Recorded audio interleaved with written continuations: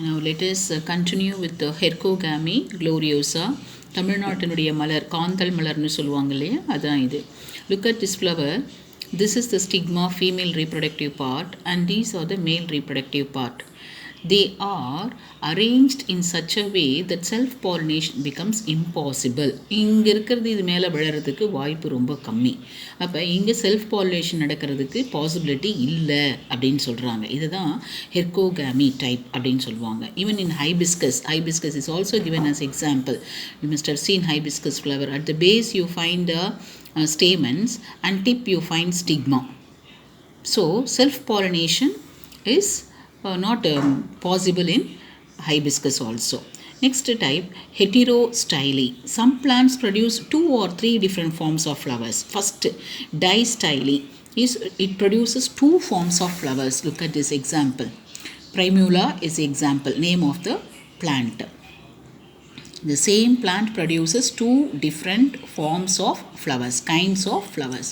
Look at this, long style and short style. Style அப்படின்னா stalk of the stigma is known as a style.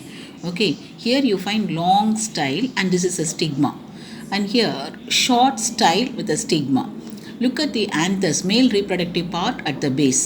Is it possible for self pollination? No. So here in this flower, short style stigma and the anthers, male reproductive part is on top. So it is possible between 2 flowers. The other flower, self pollination is not possible. This pollen grain should shed on the stigma of the other flower, then only pollination can take place. The other example, lythrum, the same plant produces 3 kinds of flowers. Look at this. This is the female reproductive part. Style, stigma. This is long style.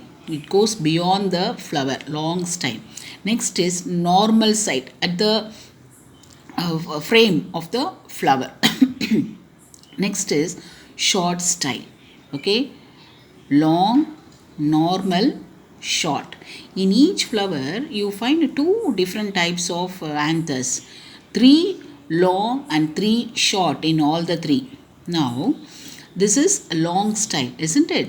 Now these stamens, pollen grains of these 2 flowers fall on this stigma, then pollination occurs, because the female and male should be in the same length, then only it is possible. Okay, next is normal style. Look at this normal style. Look, on both the side you have these stamens at the same length. Look at the arrow mark. So if these stamens, anthers or pollen grains fall on this stigma, then cross pollination occurs. The third type is short style. Okay, female reproductive part. Now look at this. In each flower there are 3 small stamens, I said. If these fall on this short style, it is possible. Okay, so here you find long 3 stamens and other 3 are also long, but the female reproductive is very short, whereas here you find 3 short stamens. If these fall on this stigma, pollination occurs. Last type, self sterility. In some flowers, when the pollen grains of the flower reaches the stigma of the same, it is unable to germinate. Sometimes the pollen grains, the male and female reproductive, are in the same plant, same length. When it falls on the stigma, it fails to germinate due to genetic mechanism. Okay, this is all about the cross pollination. Now, agents of pollination. There are 2 agents, abiotic and biotic. Abiotic na உயிரற்ற காரணிகள் அப்படின்னு சொல்கிறாங்க. Wind and water, anemophily and hydrophily. Anemophily example, Zea mays, மக்காச்சோளம். Hydrophily, Vallisneria. Within water and at the water level, 2 examples they have given. Look at this, anemophily, pollination in Zea mays. This is the plant. it produces two different inflorescence. At the tip you find male inflorescence and base female inflorescence. If the pollen grains of the male inflorescence fall on the female inflorescence, then pollination takes place. How it can take? By through wind only it can carry and shed on the female inflorescence, that is the stigma and style. So wind inflorescence, Zea mays is a very good example. Next, hydrophily, pollination in Vallisneria.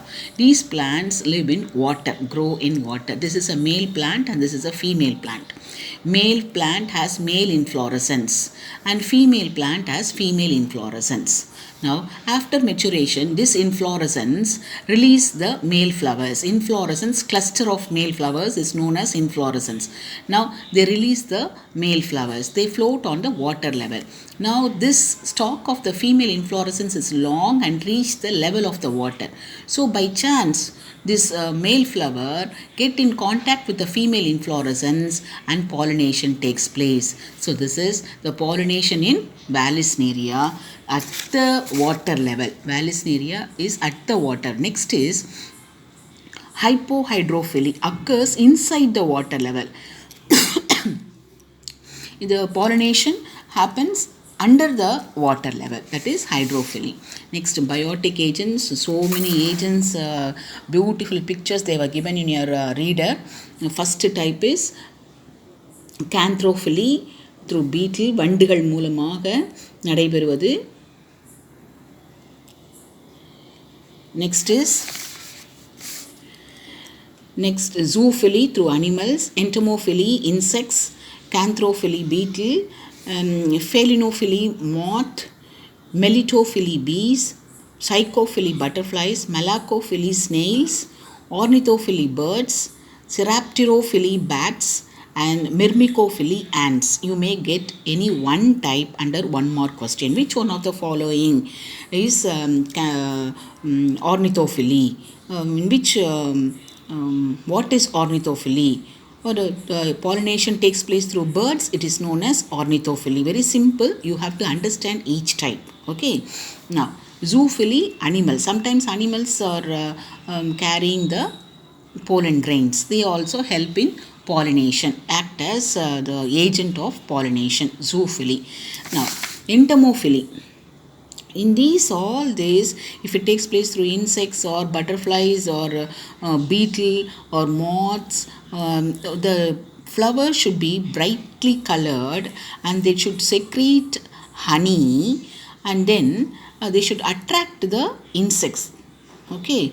Then only if there is honey, then the birds and insects are attracted. If it is brightly colored, then they are attracted. They go and look for their food. So at that time, the pollen grains stick upon the wings or legs of the flowers, bees, and then if they go to some other flower, the pollen grains are transferred from one to the other. So the requirement for this pollination, biotic agents, very, very important is they should be brightly colored and they should have honey. Then only the pollination is possible. Next, pollination in salvia, very important lever mechanism. Look at this. This A, two pictures are there. Consider it as one flower and B is another flower.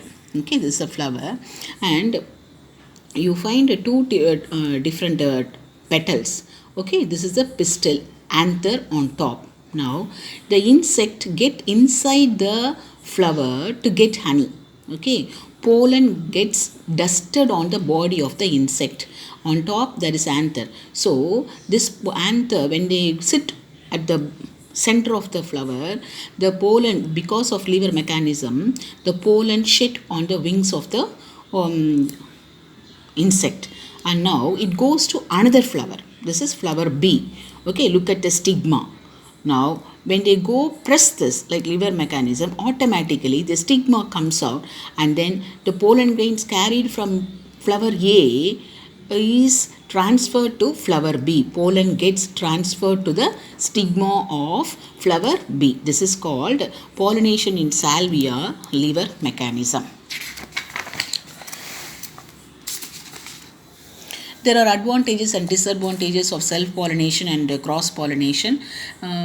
Self-pollination, we get almost the same characteristics of the mother plant. This is a very good advantage. Disadvantage, if the continuous self-pollination takes place, sometimes it results in weaker progeny. Chances of producing new species, varieties are meager, less, they say. Advantage of cross-pollination always results in bringing out a healthier offspring. Germination capacity is much easier, new varieties are produced. So disadvantages, various devices have to be adopted to attract pollinating, and the significance of pollination. Let us continue with fertilization.